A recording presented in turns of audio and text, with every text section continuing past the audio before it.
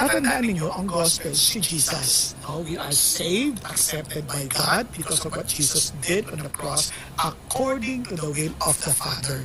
So dun pa lang, alam mo na kagad, it's not about us. Kasi minsan we overemphasize yung changes na nagawa natin instead of emphasizing what Jesus did.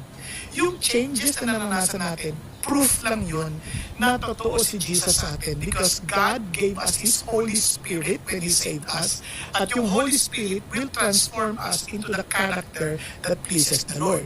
So walang pagkukunwari doon.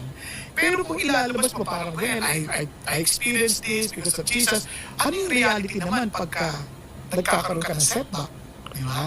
Then you also tell them about how the Lord help you overcome your setbacks.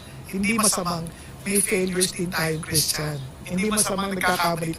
Alam mo ba, magulat kayo, sometimes Christians can do beyond or worse than what the unbelievers